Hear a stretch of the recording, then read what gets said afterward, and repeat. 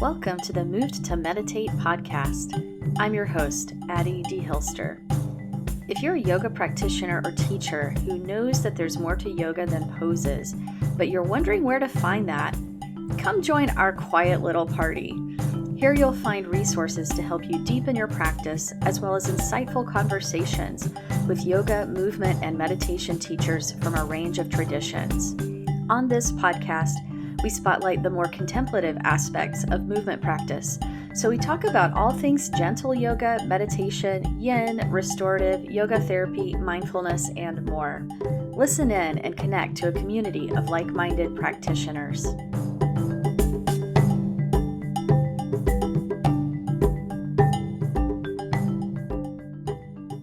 Hello, everyone. Happy solstice. Thank you for popping in today for this conversation with my guest, Emilie Reid. I had been wanting to talk to Emilie for a while because her coaching work, which she calls seasonal intentions, is so interesting, and it resonates a lot with certain values that I hold around nature and living in sync with the seasons as much as possible, and also with teachings on the elements and seasons that I've learned from yin yoga and Chinese medicine. And the timing of this episode worked out so perfectly since it's officially the summer solstice here in the Northern Hemisphere, and happy winter solstice if you're listening from the southern parts of the world. The sun is out today, which is also right on time for the solstice because it's been a really cool rainy spring up until now in Washington state. And when we recorded this episode a few weeks ago, I really learned a lot from Emilie about seasonal living, Ayurveda, adapting your yoga practice throughout the year, and creating simple support structures for transitions and changes of all kinds. So I think you will find lots of useful takeaways and inspirations for your seasonal transition or whatever shift might be relevant for you right now, whether it's the solstice or some other time in whatever year. So before we jump into the interview, let me mention 2 meditation offerings that I have coming up. One is a new mindfulness meditation practice circle specifically for yoga teachers, wellness professionals, meditation teachers, healing arts professionals, therapists, caring professionals. If you consider yourself part of a category like that, then this is basically anyone who holds space for others and is maybe feeling the burnout from the last few years and maybe feeling a bit isolated in their work. So for those of us who do this kind of work, it's been a really challenging last few years and months.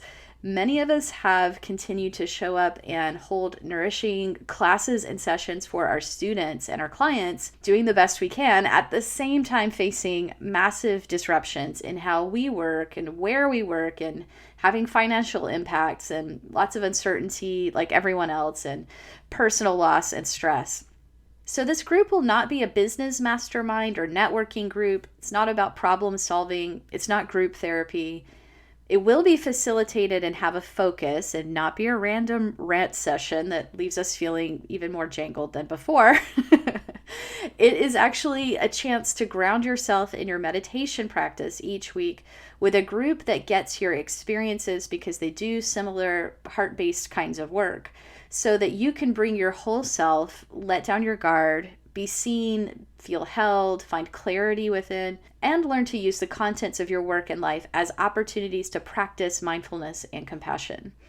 It's a closed group. It'll be about 12 people maximum for 6 weeks, and it starts July 26th. If you're curious, you want more info, take a look at my website at movedtomeditate.yoga/livestream-classes.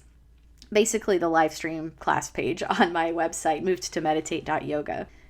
And the other class opportunity is actually open to anyone, and it's a course that I'm teaching through Portland Community College this summer. It's a non-credit community ed course. It's online, so you can join from anywhere. And the theme is meditation with heart. So we'll be practicing all the meditations on kindness, compassion, gratitude, equanimity, courage, and more. It's very beginner friendly. And there's lots more information about it on the live stream classes page on my website, again, movedtomeditate.yoga.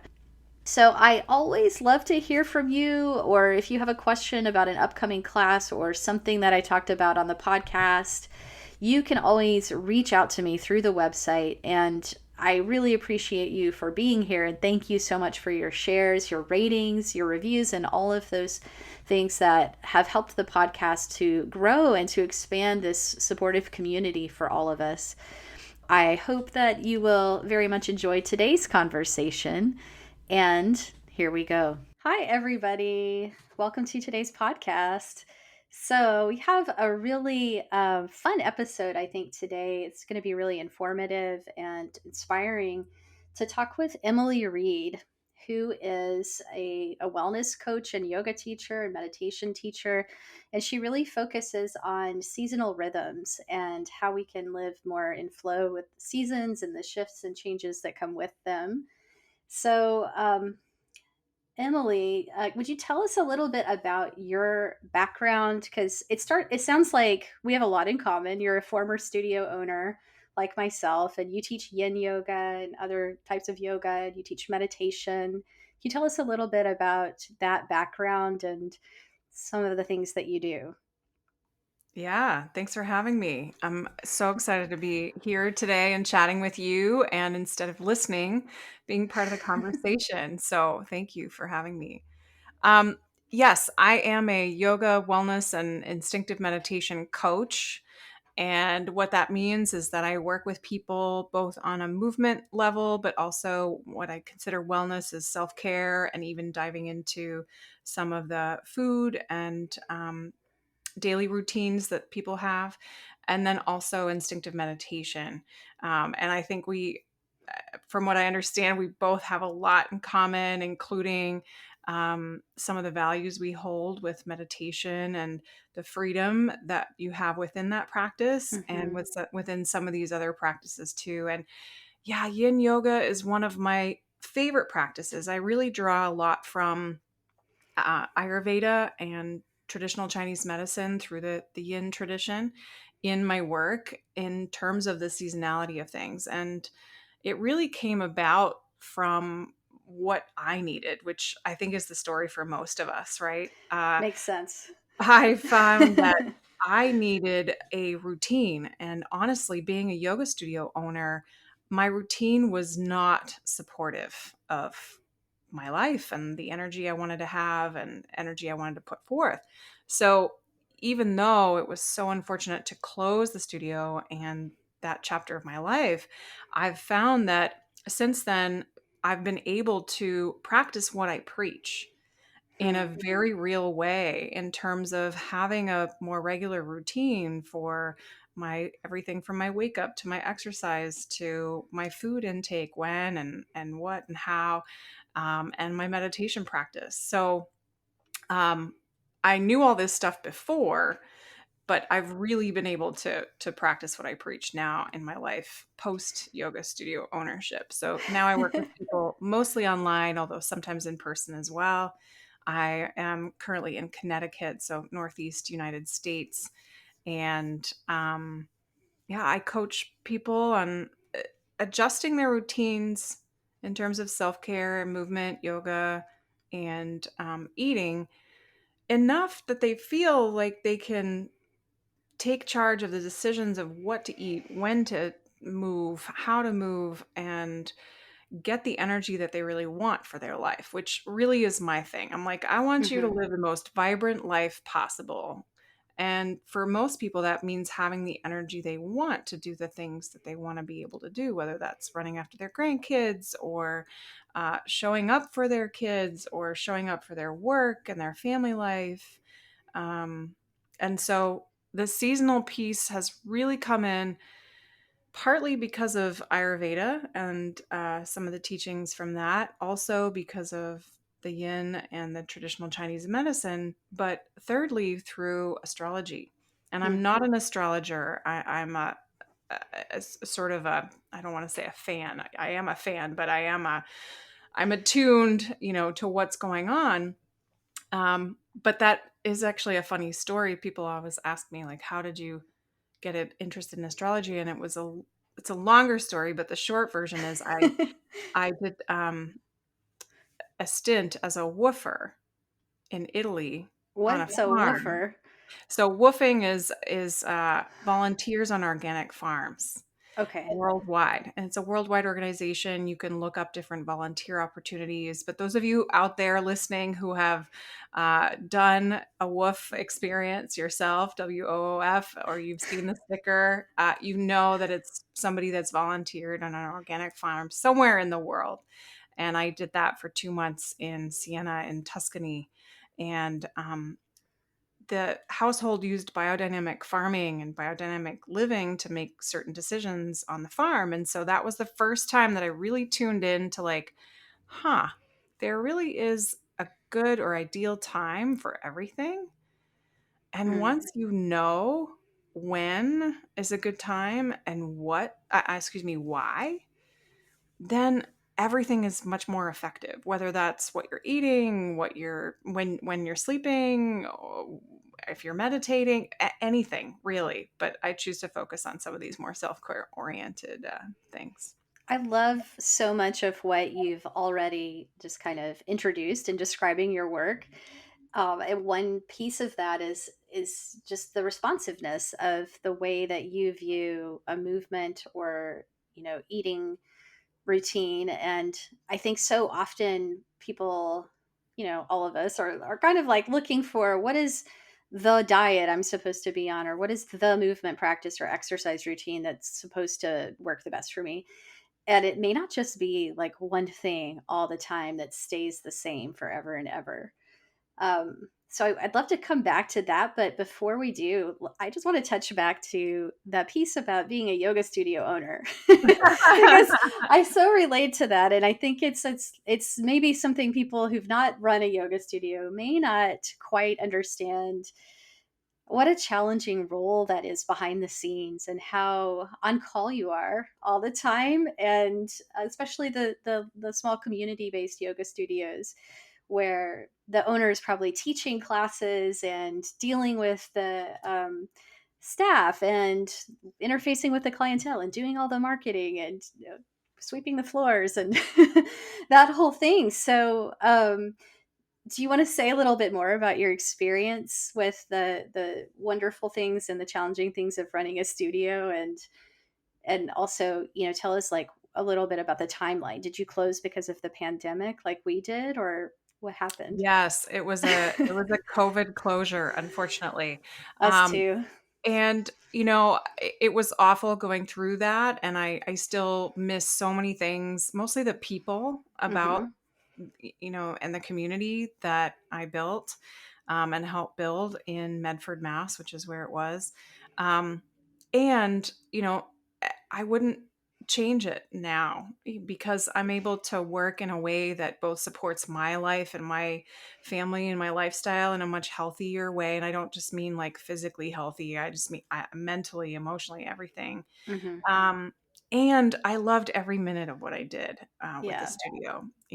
As you probably remember, a lot of the good things and a lot of the great relationships and people and teachers and experiences, and watching others sort of have aha moments in terms of their own healing and health. And I just got a package today actually from one of my former students. So I say I have the best Oh, people and I still have the best people. I love all of those relationships. And I sometimes see their faces, even the ones whose names I don't always remember, the ones that would maybe stay quiet in the corner when they just come in and out and wave and not really say much.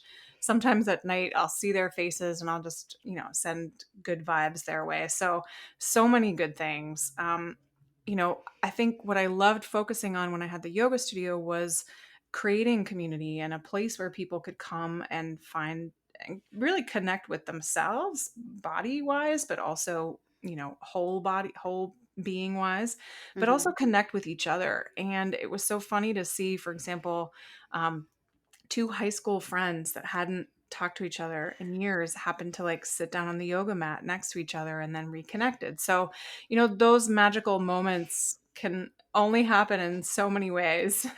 And I was so happy to facilitate that. Never mind all the movement and yoga and other kinds of healing that happened in that space. Now what I like to focus on in my work is helping more on an individual level, instead of the more community oriented level. And both have their place. And I'm so grateful and so hopeful for all the brick and mortar studios that are still around, so that I can have a place to go to and practice to with others as well. So I do hope that now going forward, people feel like they have more choice in terms of what works for them and what works for their daily routine and their life, and the different seasons of life.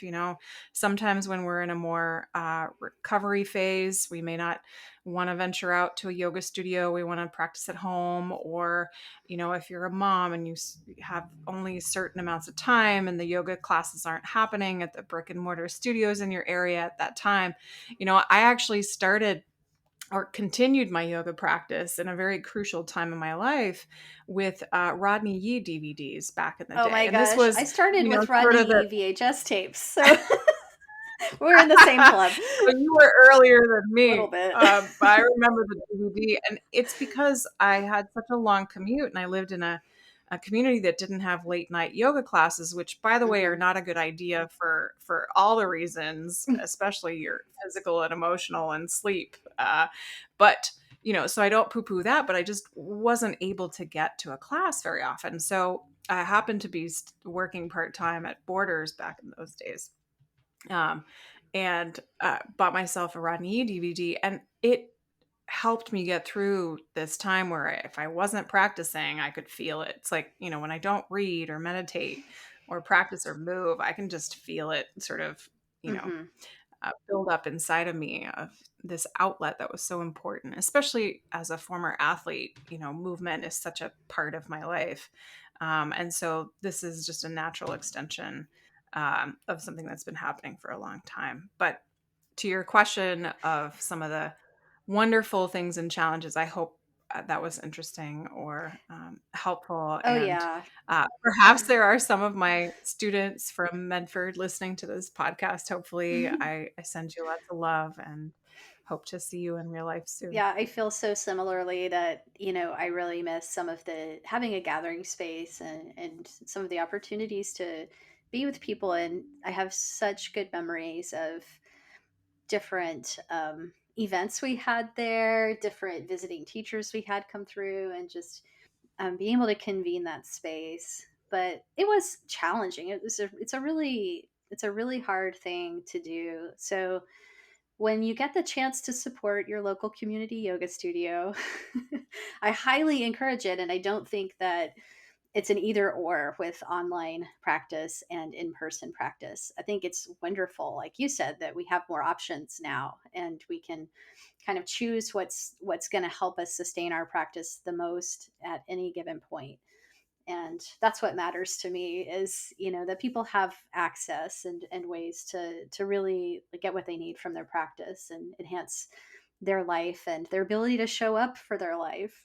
So yeah, I love what you said, and I salute you as a a former yoga studio owner. Right back at you, girl. Yeah. So I love this focus on seasonality, and now you are in a new season of your life. I've been, experiencing a lot of transitions too. Like we were talking about moving from being yoga studio owners to different ways of expressing our teachings and practice in the world. And it's so fun to have these kinds of conversations because I think sometimes, we can give the impression or people can assume that yoga teachers, meditation teachers, we've got it figured out, or, because you own a studio that you're like a master or something. But we're just human beings trying to share our practice and to continue our practice. So I love that you're out there sharing that work. And so was it more like that these pieces came together for you over time, these different modalities, and it sort of led to light bulb moments of like how important seasonality is? Or was it like there was really that moment, some kind of pivotal moment where you realized how you had to make this such a focus of your like personal practice and your personal routines and your personal work? Yeah, thanks for asking.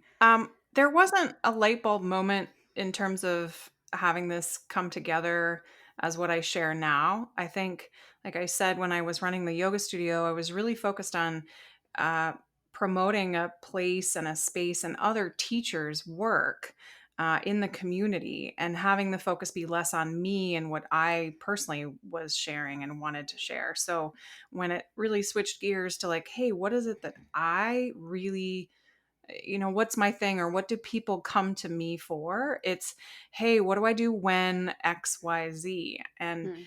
the when piece is really crucial in terms of timing of life, season of the year, time of day, and it fits in with all the yin and the Ayurveda that I've done and shared and love. Ayurveda really was the piece beyond, yoga. I would call it the bigger umbrella. Ayurveda is considered the science of life. So it is this huge umbrella under which yoga and yoga asana. I would call yoga asana little y yoga, where big Y yoga is like more than just the asana practice.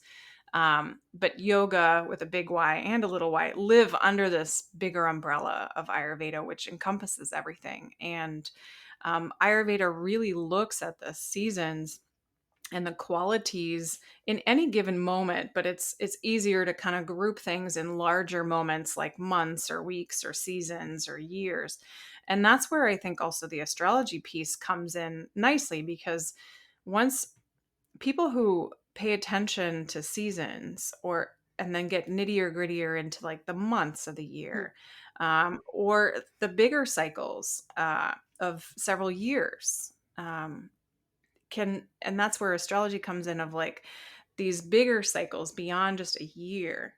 As humans, we tend to think, very short term, or we can understand a couple of years, but when you look back at your life, sometimes you're like, oh yeah, that was like this 10-year period where, this is what was really the big theme. And astrology has these larger cycles of and seasons that can be very thematic, and I find really interesting and helpful. And what I like to do is take that practically and be like, okay, why is it important, or how can I use that to either make better decisions for myself or just feel more at home in this whole place, earth, my home, my body, the environment. So um I think the two big ahas in terms of astrology and Ayurveda, astrology was the farm experience, because we were using biodynamic farming, and I noticed that um, the house mother, Betty was her name, she would consult a calendar. And I have yet to find a calendar in the United States or in English that had the comprehensiveness of this, but it was every day of the month and a page for every month of the year. And it had this grid where everything from like watering plants to transplanting seedlings to planting seeds to getting your hair cut to cutting your nails to canning jam, like there was this little chart where it would say when it was a really good day for those Wow. things to happen and when it was not a good idea. So there was a lot of blank space where it was kind of neutral, but there were 2 or 3 days at a time when it would be a really good idea or not a good idea. And I was like, what is this whole 2 or 3 day thing? Like, why is it those 3 days? And I didn't realize until later that it's the cycles of the moon, Hmm. where just like the sun changes zodiac signs once a month or so, like right now we're in Gemini season, and I think this podcast is launching as Cancer season comes into play on the solstice, right? You probably know what sign you were born under in terms of the sunshine at that time of year. I'm a Capricorn sun. But the moon changes every 2.5 days or so. And that's where we get a whole cycle. It goes through all 12 zodiac signs in a month. Hmm. And that's where those 2 or 3 days when the moon is in a certain sign kind of indicates, at least for biodynamic farming and seasonal living, a really good time for certain things, or similarly, not a good time for certain things. So that was one aha moment. And then the other aha moment in terms of Ayurveda was, I moved around a lot when I was a kid. My mom is from Switzerland originally, and my dad is from Kansas. So it's made for a really interesting upbringing. And I still have all my family in Switzerland. My grandmother is 95, Mm. and she's still over there. And so we traveled a lot, whether we were visiting family or we were living abroad. And then I also did that as a professional. I used to work in international development. And when I moved to Medford, Mass, I finally felt like, okay, I'm just staying in one place for a while. So I know that moving around has this energy that can, agitate or irritate or stress or other things. And I would take it pretty well, but still I understood that that was a thing. So being in one place, I thought, oh, great, this is going to help me feel more grounded, more connected, more calm. Hmm. But I had 3 jobs at the time. So even though I was living in one place, I was still day to day, like moving around a lot, Hmm. quite literally, from place to place, from job to job, from activity to the next. And it was December one year when I noticed my hands were so cracked, they were bleeding, they were so Wow. dry. And this is like early on in winter, even for New England. And I thought, oh my gosh, I've heard of this Ayurveda thing. I've never had a consultation. Like, let me go find this person. And turns out Kate O'Donnell, she's written like 3 amazing books. And I'm having another consult with her tomorrow. Actually, it's been years, but I met with her and she said, look, you're doing what you used to do, except you're living in one place, moving Hmm. around a lot. And that can be very irritating, especially for certain people and certain types and constitutions. And one thing she said to me, she was like, try oil massage. In Ayurveda, it's called abhyanga with sesame oil. And I was like, sesame oil? You mean the toasted stuff I cook with? And she said, no, no, no, get the untoasted You're not a stuff. human stir fry, right?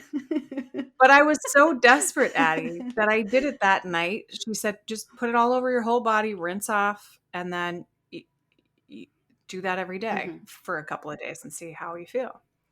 I slept like a baby that night, Amazing. but I smelled like an egg roll.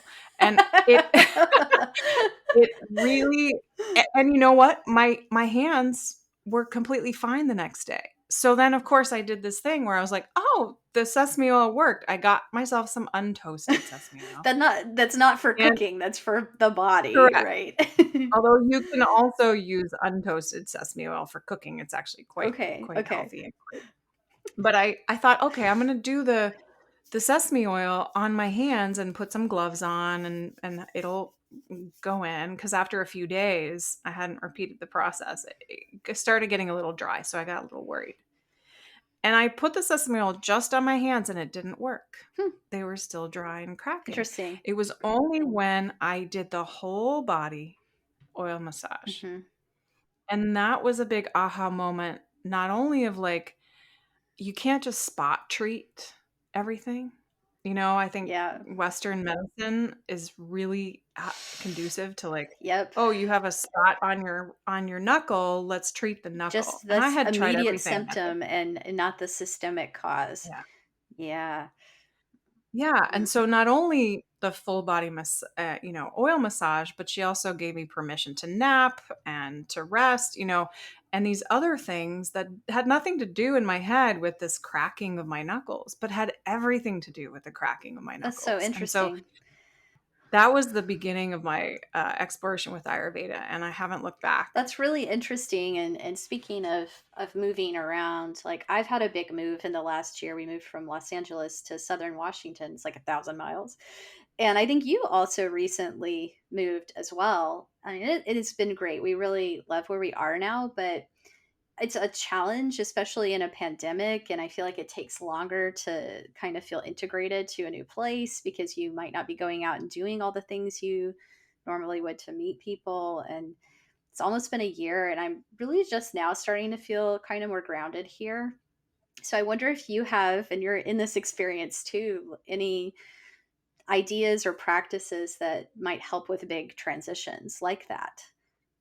Absolutely. This is the thing is that even if someone's not moving across the country or a different part of the country or even to another house, another place, we're constantly experiencing Hmm. change.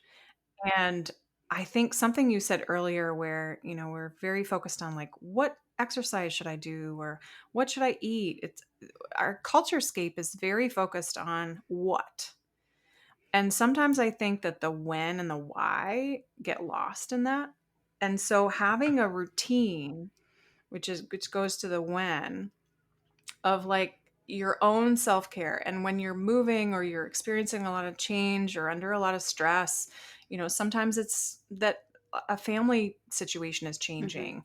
Maybe your son is going off to college, or you're now caretaking for someone who needs some extra help for a little while.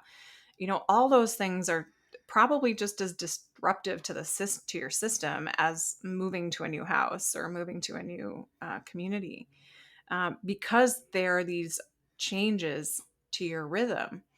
But really, it happens all the time. Hmm. We change our rhythm all the time with the seasons. And that's where I think having some two or three like key practices, not that you have to do them every day, but that you have them in your back pocket to like, hey, when I get feeling a little bit out of not so myself, this helps me connect a little bit more with myself and my surroundings. And that could be, for me, the three things are going outside for a walk for all the reasons. And ideally it's the same time every day because your hormones respond to that Mm. in a really balancing way. So if you go outside the same time every day, your hormones and your body will thank you. So that's number one. Number two is a self Reiki meditation practice. I have a couple different meditation practices that I do, but the self Reiki meditation, it's literally 12 minutes, and I have my dog that sits next to me when I'm doing it, which makes it even better. And that is life changing and life giving.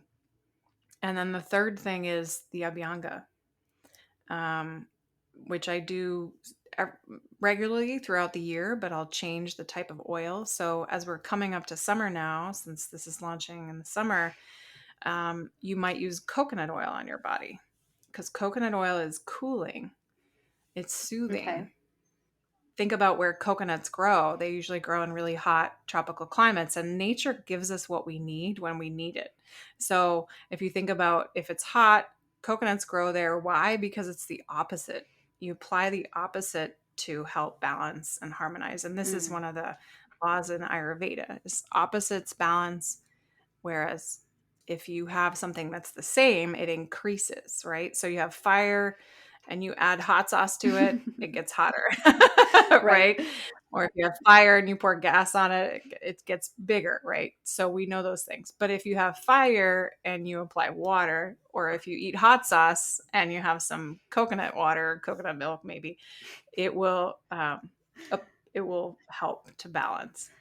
And so those are the three practices for me: is walking outside, my self Reiki meditation practice, and then the Abhyanga or the self massage with oil. I love that. That's really helpful. And I think, yeah, just thinking about how sometimes we can be so resistant to change, having a few things like that to kind of hang your hat on, that can be really helpful to include a feeling of stability within that change and to honor that change, and instead of resisting and fighting against it.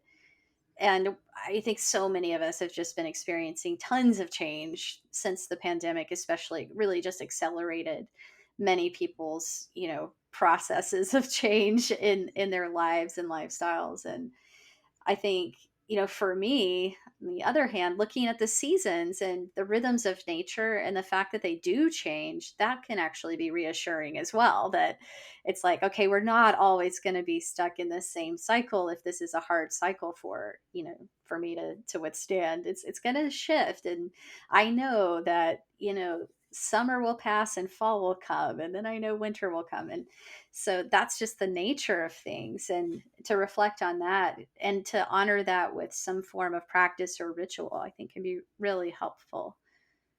Yeah, and speaking of, coming up on the solstice now with summer solstice in the northern hemisphere, some of our friends live in the southern hemisphere, our Australian friends, so they're experiencing winter Hmm. solstice, and that means here in the north it's going to be the longest day, but for people in the southern hemisphere it will be the shortest. And these points, including the fall and spring equinox, they're just four of several points throughout the year that you can connect with or honor with a small ritual, even if it's just being outside and honoring that day of like, hey, I'm being outside with this intention of honoring today and acknowledging and recognizing what is happening on this day around me and inside of me and with my family and with every, nature. And so for the summer solstice, what I like to do is really honor the sun, because whether you're in the southern hemisphere and the sun is not in its, big glory of summer like we have here in the north, it's about the sun. Hmm. And so much of our lives revolve around the sun. We wake up when the sun is shining, hopefully, and we sleep best when the sun is not shining.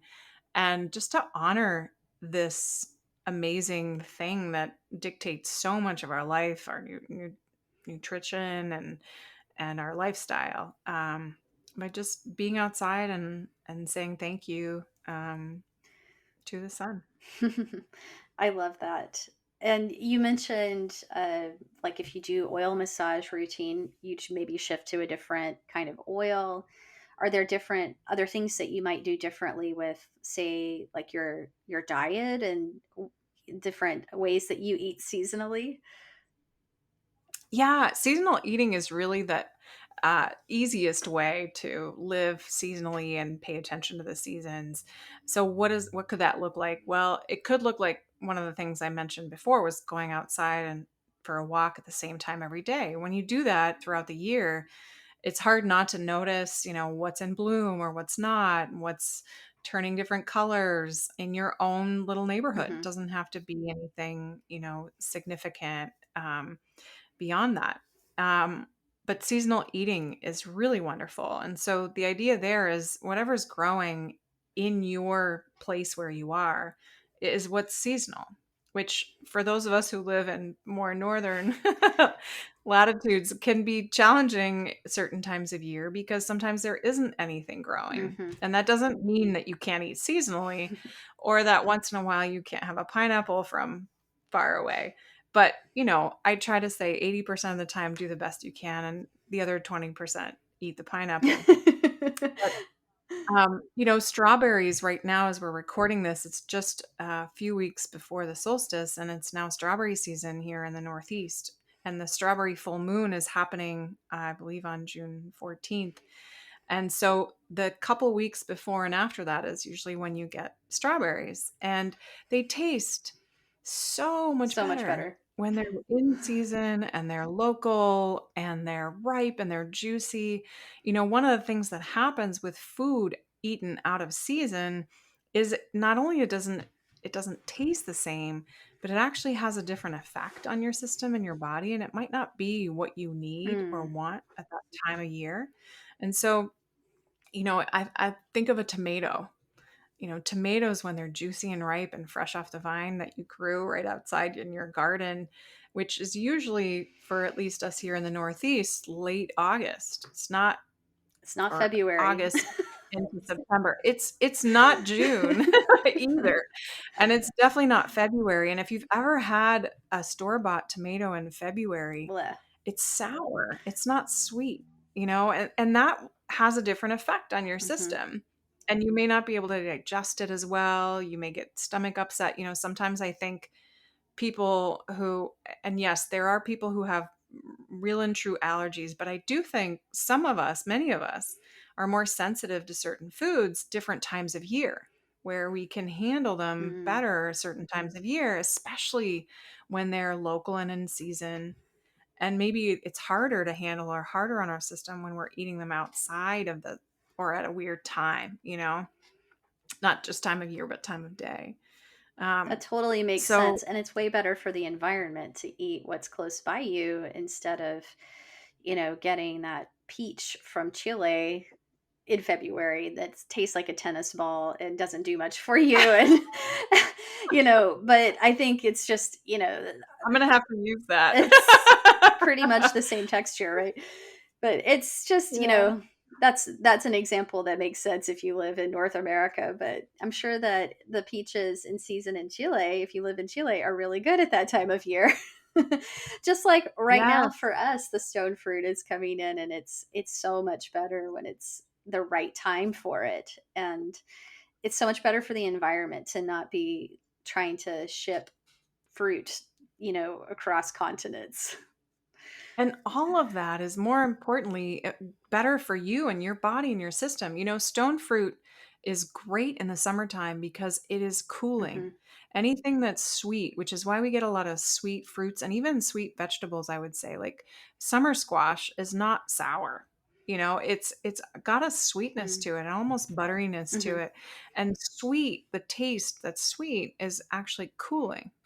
And so that's why you get a lot of these sweeter foods in the summertime because it is what your body needs to cool off. I love this because I'm a Um, big vegetable gardener. I don't have a plot right now, but I used to have a community garden plot, and I think it's so satisfying to grow food and to just kind of wait for it and to really like tune in to nature in that way and to check in with the seasons. And you know it's just it's a nice way to just be connected to how the earth works instead of the artificial things that humans are very capable of installing on the earth. yeah, and if you don't have your own little garden plot, the next best thing in terms of getting started with seasonal eating or seasonal living is to visit your local farmers market, or if you're lucky enough to be within easy distance of a farm, to see what's growing there Absolutely. and to really choose foods that are from your local place and seasonal to you. And some people would say, oh, well, that's just boring. I'm like, well, not really, because if you eat what's in season, most things have a short Hmm. season. So your variety is huge over the course of the year. But of course, our, memories or mentalities are shorter usually than a whole year or a whole season. So right now, at the beginning of summer, I would say wait on the tomatoes until you're actually growing them. But eat a lot of the stone fruits and coconut milk instead of maybe other kinds of milk products would be more cooling. Although milk itself is pretty sweet, which is why ice cream season, it's totally fine, right? Makes Not sense. just because it's ice, but because it's sweet Hmm. and cooling. Um, and then, one of the other favorite things is, and this is a gift lesson from Ayurveda, is that it doesn't have to be cold or ice to be cooling. Hmm. In fact, if you take hot sauce and you eat it cold, it's still Very hot, spicy. right? Right. So even though it is, the season for those kinds of things, chips and dip, I would argue, reduce some of the really hot, fiery things. And that includes like super spicy peppers. Coffee, even if it's iced, is heating. And so if you're drinking a lot of coffee in the summertime, don't be surprised if it's hard to stay cool because your internal system is just trying Uh-oh. really hard to like keep you cool at the skin and then might not be able to do as good of a job on the That might inside be part of too. my It's problem. not it's not to say don't drink coffee, but like if you were to drink coffee this time of year, I would say mix a little coconut milk in it. Um, Skip the ice. You can drink it Hmm. cool, but not ice because ice actually quashes your digestive Hmm. fire. So then you're less able to digest it. And some people are like, oh, but you're drinking it. I'm like, you still have to digest the news you take in, let alone the coffee. It's not just about It's not food, so right? literal. Um, yeah. Yeah. And then add a little sprinkle of cardamom, which is a spice that is really pleasant, especially with coffee, but it also helps mitigate some of those fiery qualities that coffee has Interesting. inherent in it. And it's also inherently sweet. So it has that extra cooling effect, which is why cardamom is wonderful in sweet foods, but also this time of year as a spice that you might incorporate in some things that you're eating and drinking. Oh, that's cool. Okay. I love these tips. And it's really funny because last night we just made such a spicy salsa. So I Well, definitely need to technically think about this. it's still technically spring, and spring is when more people can digest more of the spicy Okay. foods, and everything in small quantities is easier to digest than big Yeah. quantities. Yeah. If you're eating chips and spicy salsa every day, you're going to feel that accumulation of heat. Just like if you're sitting out in the sun on the beach every day, you're going to feel that same accumulation of heat. But if you're doing it a little bit at a time and it's not quite so Hmm. The um, dosage matters. eating on the body. Yeah, and to that point, of all the themes for the summer, moderation really is it. Whether it's coming at you from your food quantity, but also, the quality of your food, but also your exercise routine. If you think about summer in its height, right? Summer is, I'm thinking like August. It's so intense, right? The light is Hmm. intense, the heat is more intense. In some places, the humidity is added in there, and everything is just intense. You may be having a really great time, but it's intense, especially after 11 a.m. in the morning, right? When the sun is at its peak. And so, what's the opposite of intensity? Moderation or something more Hmm. mellow. And so, moderate exercise, not crazy vigorous hot yoga. Maybe an early morning exercise or a swim, will add to the cooling. And then when it comes to food, you probably will find in the summer that you're not as hungry because, especially at noon, in the middle of the day, or even especially if you've been at the beach, you're probably not really hungry. It's because there's just so much heat happening Mm. that your body's trying to keep you cool. It doesn't have enough digestive fire to really think about food. So eat when you're hungry and maybe keep it to a more moderate amount and be okay with Hmm. that. I think one of the biggest challenges that people have is, as you've pointed out, like change at all. Yeah. And so when you get into a rhythm in the summer, which some people will feel really great in the summertime, some people love the summertime, and you're eating moderately, you're exercising moderately, and then you get to fall and those things don't feel like enough. They're not enough to sustain you or to feel nourishing. That's why the foods that are available in the fall are different than the ones in the summertime. So, like, it's okay to adjust, to adapt. And then within that, you can still have a routine that it feels relatively, you know, I don't want to, the word structured isn't really, it's more like creating a container for Mm. your day. So, like, waking up at the same time, going to bed at the same time, eating roughly at the same time if you're hungry every day. And then, you know, those kinds of things are the consistency, whereas what you're doing or how you're doing it might I change like with that. time. Yeah, that makes sense that you can have intention and consistency, but it does need to evolve and over time and as things shift because it's really about being in tune with yourself and feeling into what is helpful and what's needed. And can we talk more about how that looks for your yoga practice and how that changes through the year and different kinds of practices you might be doing at different times? And yeah. Yeah. So, as I mentioned for summer, those of you who love the really vigorous yoga practices, you're probably not listening to this podcast anyway, right? Because your style is a little bit more on the gentle stuff. I have So, to tell you, you I know, taught some yin yoga trainings in Las Vegas for a couple of years, and I met some like awesome, wonderful yogis there. but they loved hot yoga. And I was like, you live in the hottest place ever. It's like 100 degrees at 8 in the morning. Why do you want to do hot yoga? And they just loved it. They were like lizards on a rock. And I'm like, okay, you and I are different. I respect you. It's true, but that's actually a sign of imbalance. In Ayurveda, we would say like increases like, and like is familiar. So if someone is already very hot or spicy or fiery, something like salsa or a hot yoga class is familiar. It's Got it. very much the right, but it's not It might balancing. not be the thing you need, necessarily. And not all the time, Hmm. right? The thing going back to moderation is like everything in moderation, which means you can do some vigorous activities in the summer. It's not that you have to just keep it all moderate, but not all the time, or making sure that you do it on the days when the sun is maybe not as Hmm. hot or it's raining out, or you know there are lots of ways that you can incorporate this opposites balance idea. So I cut And you it's not just off. in the So food.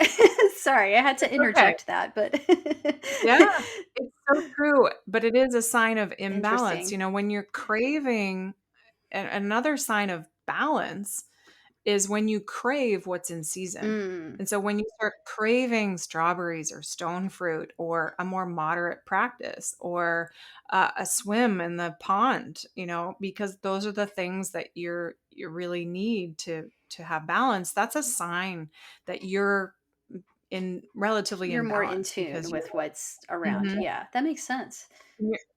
And when you're craving that salsa and you're already, maybe in menopause and overheating and you're craving salsa, it's like that may be a sign of lots of imbalance too. So I would say get yourself to an Ayurvedic practitioner for some consultations on that. But going back to your question, which is what does the yoga practice look like throughout the year? And it can absolutely be different every day and throughout what depending on what you need.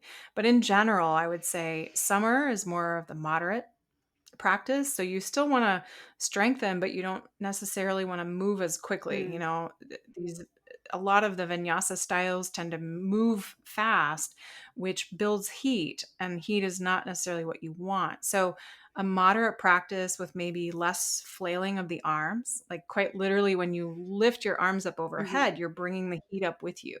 So any of the practices where that's happening, you might feel even more overheated if you're practicing on a really hot day. So even if you did like sun salutations without waving your arms in the air, just notice how different that could Just be. even So one little any tweak practice, like that could be something to experiment with to see if it makes a difference. yeah. Yeah. But we all know, and the yin practitioners in the listening room know that being closer to the ground is really the coolest place in the house Hmm. too. So practices that are a little more floor based could be more cooling. Um, in the fall, I would say it's a great time to do a little more strength work. Hmm. So, even incorporating weights into your exercise routine, even if it's not the same as your yoga practice days, maybe you alternate, just incorporate more of that heaviness because you want to feel a little closer to the ground and grounded in the fall when the air Hmm. element is very prevalent and there's lots of movement, lots of activity, and so you want to just kind of like weighted blanket kind of Hmm. exercise and it doesn't have to be gentle, but it needs to be Grounded. heavier or denser or more leg oriented. The legs tend to be the biggest bones in the body. And so if you can connect with the strength in your legs in the fall, that's great.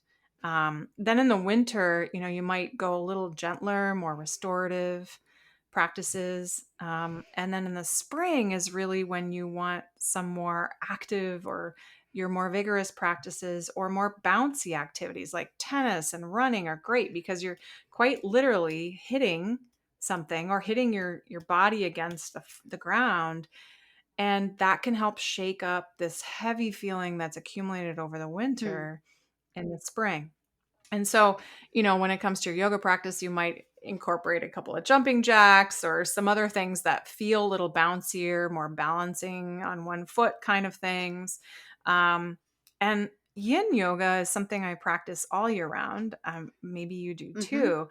And one of the reasons why I do is because it lends itself so much more to a seasonal It's right practice there in in terms the, of the like, embedded in the practice. It's totally a part of it. absolutely. And that has to do with the, focusing more on specific meridians in Yep. the body.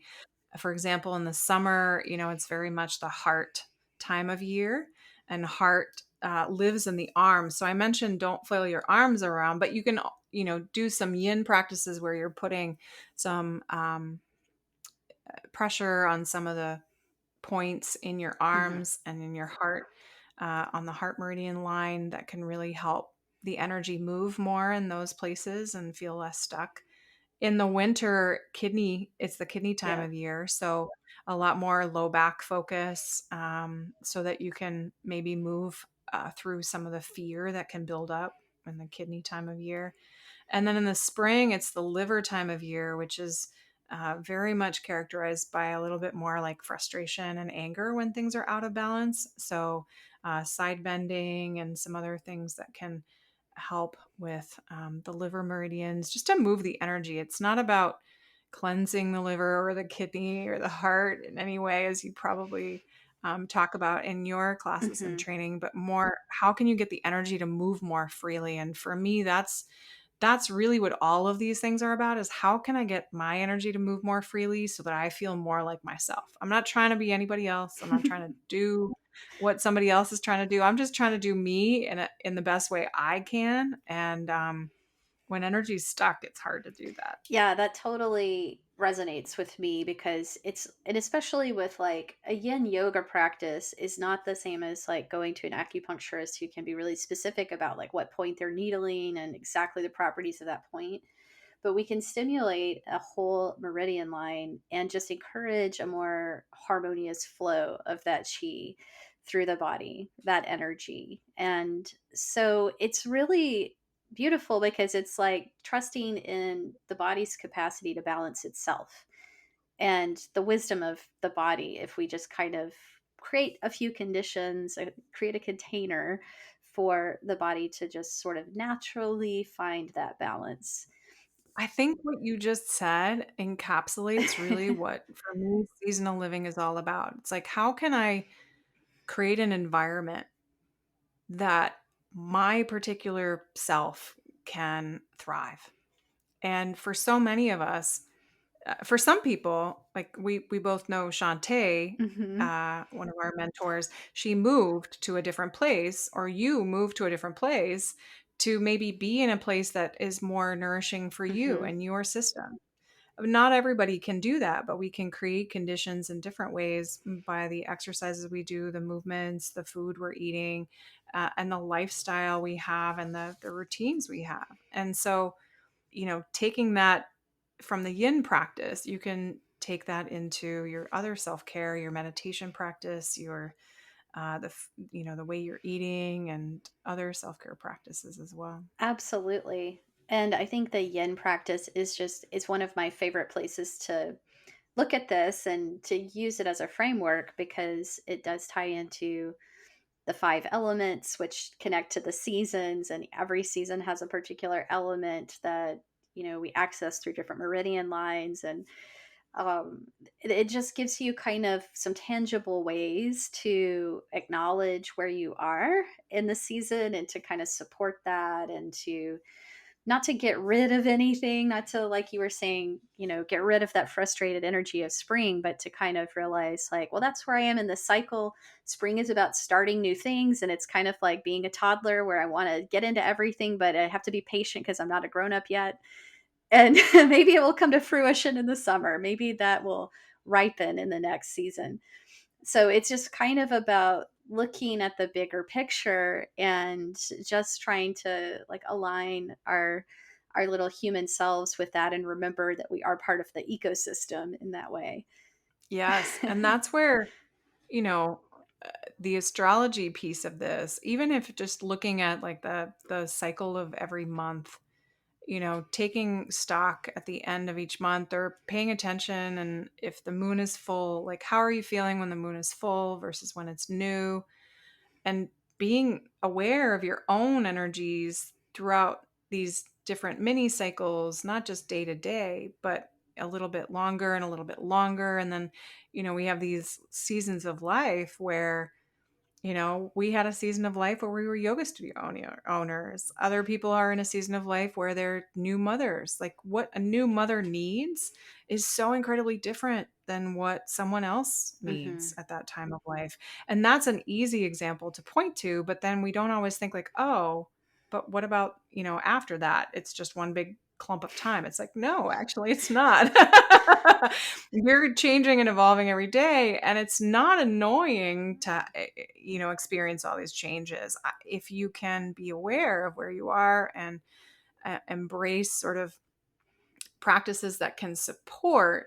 And I would also add, I know we're talking a lot about these practices and things that you can do. I'm using air quotes, but sometimes it's also about stepping out of the way. You mentioned the body's natural ability to harmonize and balance itself. Like that's, I think, why seasonal living is so simple that people forget about it Hmm. sometimes. It's like, what can I do to fix It's this got to be hard, thing? right?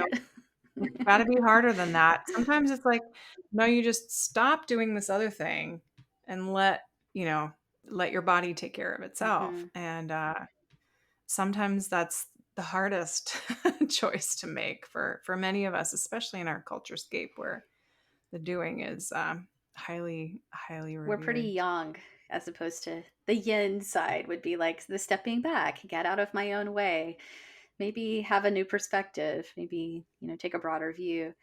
Yeah, I call it the undoing instead of the doing practice. Um, and it's such a beautiful practice to incorporate in um, your regular routine, once a week or even once a month, which is how I teach it. I have a once a month online, and then it's according to whatever's needed in that particular time That's when you of offer year. your yin class. I Hmm. like that. That's really Yeah. cool. Well, thank you for all that you've shared. I find it really inspiring, and especially going into a new season, I'm kind of like, okay, I want to sort of sit down and look at what I want this season to be and my intentions and what I'm going to do to support myself. So I really appreciate that, and I think that this way of kind of looking at ourselves and our practice and what we're eating, it's just so rich. So I don't think it feels like a chore of extra things we have to do. I think it just looks at it's like a way of savoring the moment. And so I that's what I'm the energy I'm getting from you. So I really appreciate you sharing. Well, thank you. And, you mentioned looking ahead at the season. I think summer solstice in particular, or winter solstice, is a great time to do like a mid-year review. Like even if you just as a meditation or contemplation practice, like think back on the last 6 months and what's happened and what's maybe not happened. And not to say that it needs to happen, but how do you want to carry forward in this next half of the year? Um, because for those of us in the northern hemisphere, we think of January 1st and sort of the December time for us. Winter solstice is when we sort of plan for the year ahead. And then we can take a lesson from our friends down south who that's their winter now, midway through the calendar year. But it's a great time to be thinking ahead, um, to how you want to carry forward into the rest of the year. And that's another wonderful practice. It doesn't have to be a movement or a meditation, it can be a contemplation or A little um, journaling or journaling. a Yeah. walk in nature where you reflect. Mhm. Absolutely. It's been such a pleasure to connect with you. And Yeah. Can you tell us a little more about where people can find your seasonal intentions work? And I think you have a YouTube channel that I was watching some stuff the other day. yes, I am growing that as well. So seasonalintentions.com is my website. You can find and connect with me on Instagram at seasonalintentions underscore. And then my YouTube channel is another resource. And I'm hoping to launch a podcast soon too. I've been Yay. very inspired by you and others. So stay tuned for that. Do it. It's such fun. And we want to hear from you. So, Thank you. Thank well, you. thanks again, Emily. This has been inspiring and such a pleasure. Thank you so much. So, So that's today's episode. If you enjoyed this conversation, please share it with a friend and or leave us a review on Apple Podcasts and help others find us that way. To learn more about my work, the Moved to Meditate class library, live online classes, teacher trainings, and private lessons, go to movedtomeditate.yoga. Thanks so much for listening.